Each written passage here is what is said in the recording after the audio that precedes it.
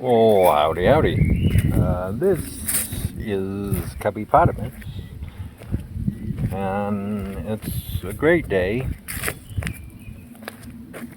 because I was wrong. I've been wrong about a lot of things, and I think that we tend to hide from that, and there's no secret why, because, man, it's just terrible out there, right?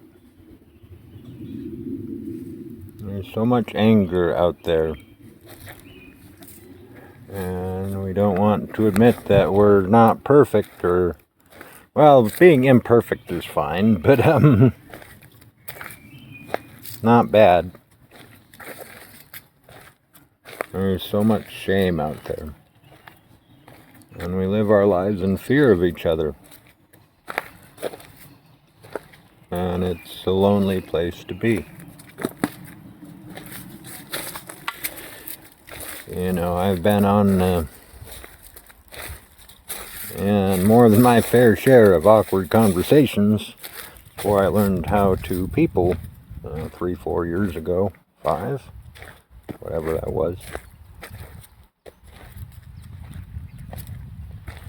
And I didn't really understand what was holding me back, you know.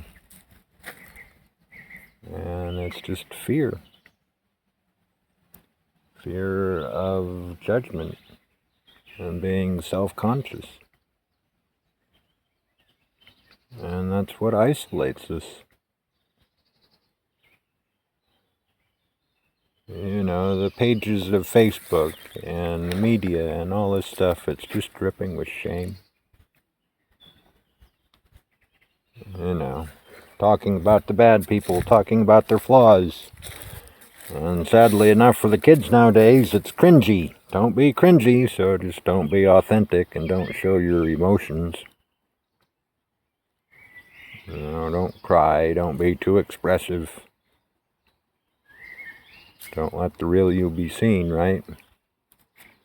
And for people who talk a lot, tends to manifest itself in safe or shallow conversations. And to intellectuals, you know, they'll talk about stuff, but they don't talk about what's going on inside. And this tremendous shame keeps us apart. That's not something I knew. Maybe I should. Maybe I was a slow learner, but I guess I've always been incredibly fortunate that I just wanted people to know the truth about me. And I was just so ashamed. It's kind of funny that, you know, the thing that shut my mouth was that I was just so ashamed. And I was wanting so bad to be accepted, you know, for the things that I was ashamed about, that's how I would try and socialize, is tell people how bad I was, so, you know, they would know that I wasn't some creep or weirdo or, I don't know, all the wonderful things guys are these days, they call us, right? And that kept me silent, and kept me apart, kept me away from girlfriends, even though girls liked me, really nice girls. And even though people liked me, I was a loner because I was so afraid, and also because I just didn't know how to socialize. I didn't understand how it worked, and when I did, everything changed.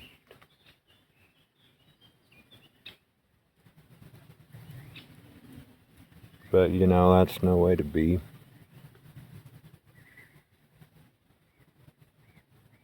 And people love vulnerability. You know, at least the types of people that you want to be friends with, you know. But we are so afraid of each other, so afraid of what's inside us.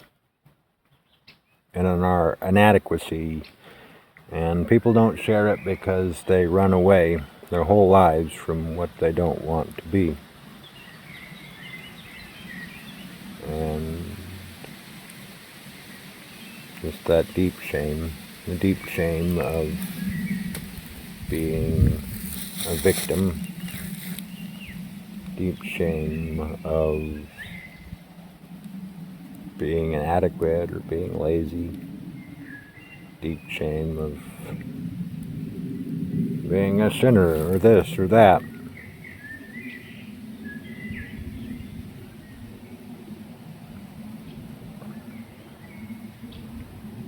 And people go through their lives being starved to death for affection, starved for love. You know, but it doesn't have to be that way. It doesn't. You know, the internet and this whole world seems to be this festering shithole. If you look on the news, but you know, if you look around in the real world, there are people just like you everywhere. And you know, I think people all just kind of want the same things, maybe a little different, but they just want acceptance and to be loved for the things that they're ashamed of. And I guess the beautiful thing is that you can really provide that love when you understand how shame works, right? And you understand what people are running from. You know, if you hear someone talk for half an hour about lazy people at work, you know that they want you to see how hard they work. You know, and it takes so much mental energy. That half hour they might spend 6 hours a day thinking about that or hurting about that, obsessed with it.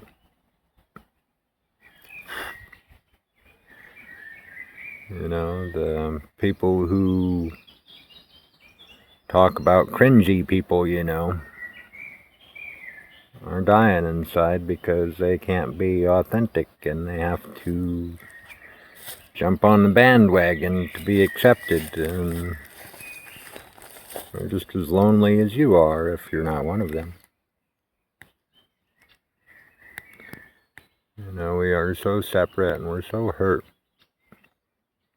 and there's just so much pain in this world. I want so much to heal it.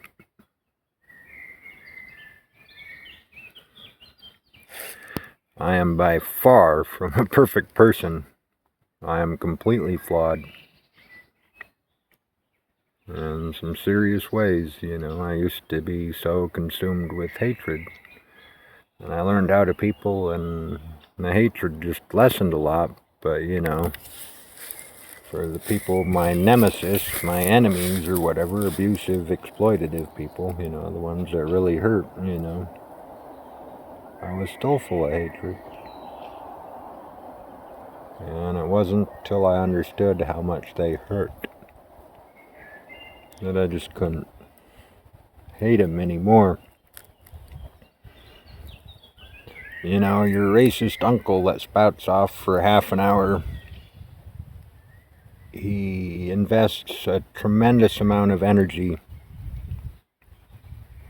in that, you know, that you see these people for 20, 30, 40 years acting the same way, and, you know, they probably spend hundreds or maybe thousands of hours talking about it and tens of thousands of hours hurting about it. You know, people who just try to make the world a better place by, you know, their politics or whatever, you know, and have angry articles telling people to do better, you know. it takes an enormous amount of mental energy and hurt. And they suffer for that, believing that it's making the world a better place, that they're fighting evil when they're just fighting themselves. They're dying inside. Workaholics are bitter. They're angry at how hard they work and seeing other people not do it. And they talk about it a lot. And they spend a tremendous amount of energy in that. And helpers who are always there, who always do the right things, are bitter because they don't get seen for it and no one cares.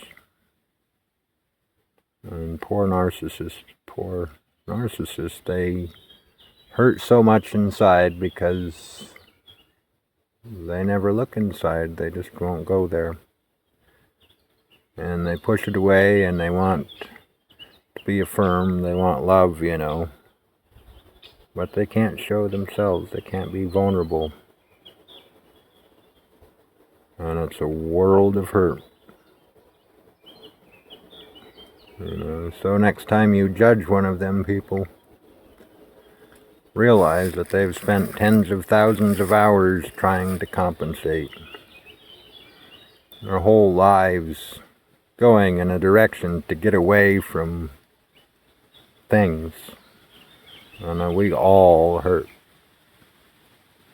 And some of us hurt more than others. Some of us have had more trauma and their symptoms are more extreme, right?